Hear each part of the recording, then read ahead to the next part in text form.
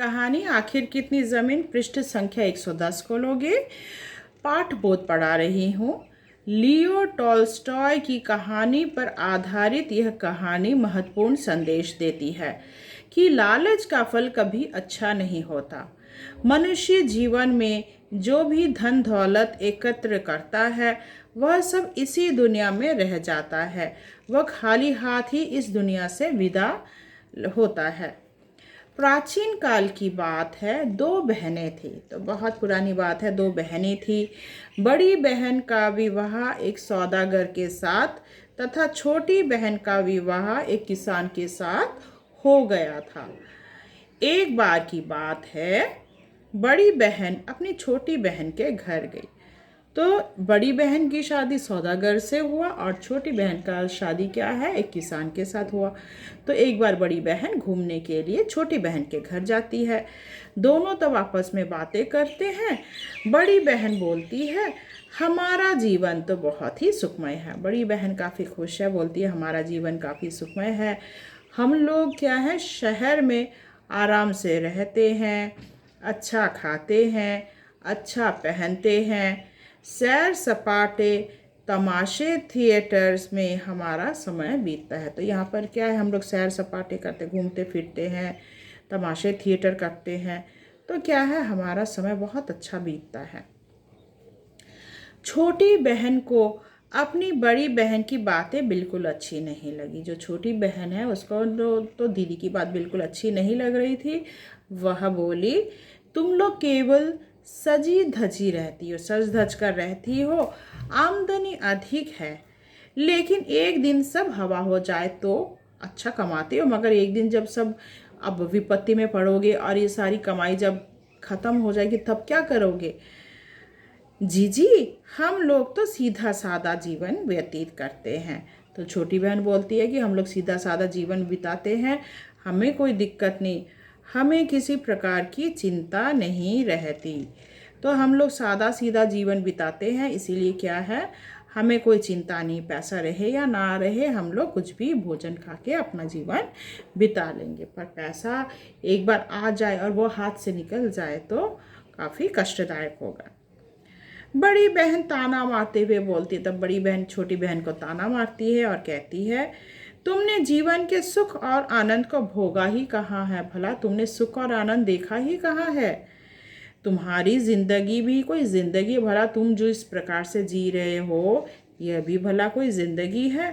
पेट तो जानवर भी भर लेता है। तो ताना देते हुए क्या कहती है कि भाई जानवर भी अपना पेट भर लेता है, ये भी कोई जीवन है। दिन भर बस खटते रहते हो, खाते हो, सो जाते हो, जीवन में कोई आनंद ही नहीं है।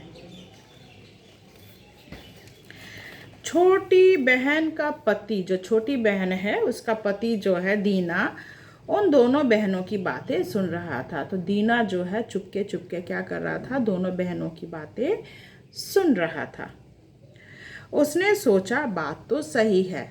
तो उसे भी लगा, हाँ बड़ी दीदी जो बोल रही है वह बिल्कुल ठीक कह रही है। बचपन से धरती माँ की सेवा में जुटे हैं। तो उसे भी लगता है, देखो बचपन से क्या है, मेहनत मजदूरी कर रहे हैं, धरती माँ की सेवा कर रहे हैं, कभी भी किसी चीज़ की परवाह नहीं की। तो कभी भी क्या है, किसी चीज़ की हमने परवाह नहीं की। हमारे पास भी ज़मीन होती तो अच्छा रहता। तो उसे भी लगता है काश हमारे पास ज़मीन होती तो कितना अच्छा होता, हम लोग भी सुख सुविधा से अपना जीवन बिता सकते थे। तभी क्या होता है, देखो किसी ज़मींदार की ज़मीन बिकने लगी। तभी क्या है, कोई एक ज़मींदार जो है अपनी ज़मीन बेचने लगा था। दीना तब क्या करता है, दीना ने 40 एकड़ ज़मीन का एक टुकड़ा खरीद लिया। तो वह क्या करता है, 40 एकड़ ज़मीन वह खरीदता है। तो दीना कितना एकड़ ज़मीन खरीदता है, 40। तो वो 40 एकड़ ज़मीन वह खरीदता है और वह उस ज़मीन पर फसलें उगाता, फलों के पेड़ लगाता। तो क्या करता है, 40 एकड़ जो ज़मीन है उस पर क्या कर रहा था, फसलें उगाने लगता है और वहाँ पर फलों के पेड़ भी लगाता है। अपनी फसल को देखकर वह खुशी से फूला न समाता। तो वह काफ़ी खुश है कि इतना अच्छा फसल हो रहा है, तो उसे काफ़ी खुशी होती थी अपने फसल को देखकर। क्या है, सभी किसान को क्या है, अपने फसल देखकर काफ़ी खुशी होती है। अब दीना काफ़ी खुश था। दीना काफ़ी खुश है, लेकिन उसे एक बात की तकलीफ थी। तो मगर क्या है, देखो दीना को क्या है, एक बात की तकलीफ थी कि पड़ोसियों के मवेशी उसके खेतों में घुस जाते और फसलें चर लेते थे। तो उसे एक ही बात की तकलीफ है, वह है पड़ोसियों के जो मवेशी हैं, मवेशी यानी पालतू जानवर क्या करते थे, उनके जो खेत हैं उसमें घुस जाते थे और फसलें जो हैं वह खा लेते थे। काफ़ी दिन तक दीना इन बातों को सहन करता रहा। तो फसलें खाते थे तो ये दीना को बिल्कुल अच्छा नहीं लगता था। अब कई दिन तक सहन करता रहा। शुरू में कुछ उसने कहा नहीं, मगर जब पड़ोसियों को भी समझाता रहा, अब क्या है, जब उससे रहा नहीं कहा गया तो वह क्या करता है, पड़ोसियों को समझाता है। लेकिन एक दिन तंग आकर उसने अदालत में अर्जी दे दी। अब जब पड़ोसियों को कहा, पड़ोसियों लोगों ने भी नहीं सुना, तो एक दिन वह काफ़ी तंग आ जाता है और जाकर क्या करता है, अदालत में जाकर अर्जी दे आता है। कई किसानों पर जुर्माना हो गया। इससे क्या हो गया, यहाँ पर कई किसानों पर क्या हो गया, जुर्माना हो गया। मतलब मवेशी आकर फसल चर जाते थे, इसीलिए उन पर जुर्माना हो गया।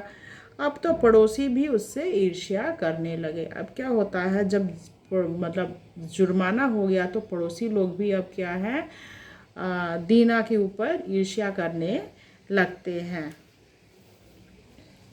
उन्हीं दिनों देखो, तब उसी समय क्या है, सतलुज नदी जो है उसके पार नई बस्ती बसने लगी। वहाँ जाने वाले प्रत्येक व्यक्ति को 20 एकड़ ज़मीन मुफ्त में मिल रही थी। तो जो भी वहाँ पर जा रहे थे उन्हें क्या है, 20 एकड़ ज़मीन जो है मुफ्त में मिल रही थी। और यह खबर क्या है, जब दीना के कानों में पहुँची तो उसने सोचा, मेरे पड़ोसी मुझे परेशान करते, तो उसके पड़ोसी भी क्या है, उसे परेशान करते थे। तो अगर मैं भी वहाँ ज़मीन ले लूँ, तो सोचता है कि मेरे पड़ोसी अच्छे नहीं, अब हमेशा परेशान करते हैं, तो अगर मैं वहाँ पर ज़मीन ले लूँ तो कितना ही अच्छा होगा, ठीक रहेगा। उसने एक परदेसी किसान से उस ज़मीन के बारे में पता लगा। फिर क्या करता है कि एक किसान से वह उस ज़मीन के बारे में पता लगाता है और वहाँ पर चला जाता है। तो वहाँ जाकर क्या देखता है कि ज़मीन काफ़ी उपजाऊ थी। आशा करती हूँ यहाँ तक समझ में आया होगा। बाकी मैं आपको पार्ट 3 में समझाऊंगी। धन्यवाद।